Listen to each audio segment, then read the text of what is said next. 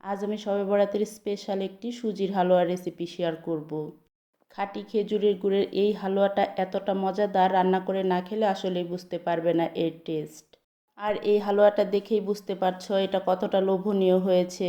তো চলো কথা না বাড়িয়ে রেসিপিটা শুরু করে দিই। তো রেসিপিটা তৈরি করার জন্য আমি এখানে একটা বোলের মধ্যে 1 কাপের মতো লিকুইড দুধ নিয়ে নিচ্ছি। আর এটা কিন্তু কুসুম গরম দুধ, এখানে কিন্তু কুসুম গরম দুধটাই নিতে হবে। তো দুধটা আমি বাটিতে ঢেলে দিলাম। এখন আমি এখানে 1 কাপের চেয়েও একটু কম খেজুরের গুড় দিয়ে দিচ্ছি। এখন এই কুসুম গরম দুধের সাথে খেজুরের গুড়টা খুব ভালো করে নেড়ে চেড়ে মিশিয়ে নিব। আর এই দুধটা যেহেতু কুসুম গরম অবস্থায় আছে, এই জন্য কিন্তু গুড়টা খুব তাড়াতাড়ি মেল্ট হয়ে গেছে।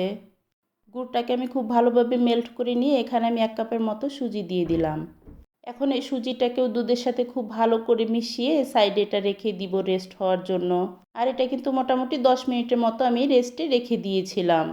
তারপরে আমি চুলায় একটা প্যান বসিয়ে দিয়েছি। প্যানে আমি 1 টেবিল চামচের মতো ঘি দিয়ে দিলাম। তারপর আমি এখানে কিছু কাজু বাদাম আর কিছু কাঠবাদাম দিয়ে দিচ্ছি। বাদামগুলো আমি আগেই কেটে রেখেছিলাম, কিছু আস্ত আস্তও ছিল। তারপর আমি এখানে 1 মুঠোর মতো কিশমিশ অ্যাড করে দিলাম। এখন এই ড্রাই ফ্রুটসগুলো খুব সুন্দর করে ভেজে নিব। এগুলো কিন্তু একদম ভেজে পুড়িয়ে ফেলা যাবে না, জাস্ট 2-3 মিনিটের মতো একটু নেড়ে চেড়ে ভেজে নিলেই কিন্তু এগুলো তৈরি হয়ে যাবে। তো এগুলো আমার ভাজা হয়ে গেছে, আমি তুলে রাখছি। আর অবশিষ্ট যে ঘিটা আছে এর মধ্যে আমি দিয়ে দিচ্ছি একটা তেজপাতা, 3টা এলাচ আর 2 টুকরো দারুচিনি। এই মশলাগুলো দেওয়ার কারণে কিন্তু হালুয়ার ফ্লেভারটা অনেক ভালো আসবে। এখন এই গোটা গরম মশলাগুলো হালকা একটু নেড়ে চেড়ে দিয়ে ওই যে দুধ আর সুজির মিশ্রণটা এখানে আমি ঢেলে দিব। আর এই মিশ্রণটা দিয়ে কিন্তু একদমই চুলার কাছ থেকে সরে যাওয়া যাবে না, একদম অনবরত নাড়তে থাকতে হবে। নাহলে কিন্তু সুজি নিচে তলানিতে লেগে যাবে, আবার দলা দলাও হয়ে যেতে পারে। তো সুজিটা ঢেলে দিয়ে আমি এখানে দাঁড়িয়ে অনবরত নাড়তে থাকবো। আর নাড়তে নাড়তে দেখতেই পাচ্ছ একটু কিন্তু ঘন হয়ে আসছে। আর এটা নাড়তে নাড়তে ঘনও হবে, আবার কিন্তু এটার কালারও চেঞ্জ হতে থাকবে।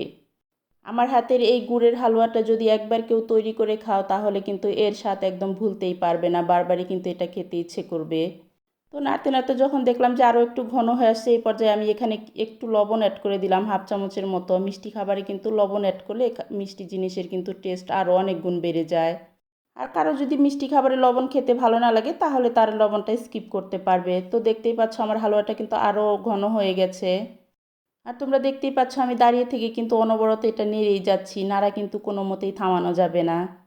তো হালুয়াটা যখন এই পর্যায়ে চলে এসেছে তখন আমি এখানে 2 টেবিল চামচের মতো ঘি অ্যাড করে দিলাম।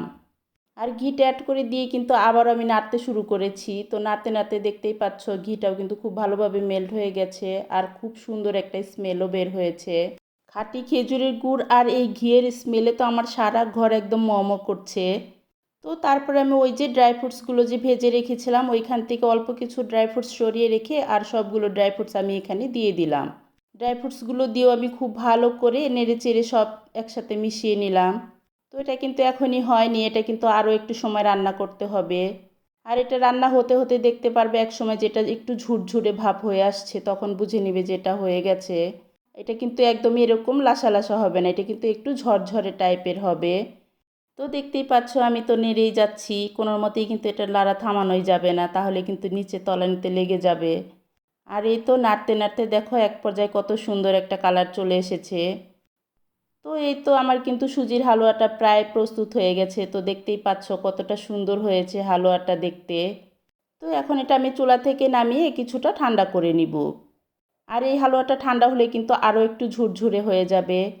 এটা কিন্তু তোমরা বরফি আকারেও কেটে খেতে পারবে। তো আমি আর বরফি আকারে কাটবো না, তো আমি একটু তোমাদেরকে পরিবেশন করে দেখাচ্ছি আমি কিভাবে এটা রেখেছি। তো এই তো আমার সুজির হালুয়ার ফাইনাল লুকটা দেখো কতটা লোভনীয় হয়েছে, মাশাল্লাহ খেতে কিন্তু ভীষণ মজা হয়েছিল। তো তোমরা কিন্তু এই রেসিপিটা ট্রাই করতে পারো।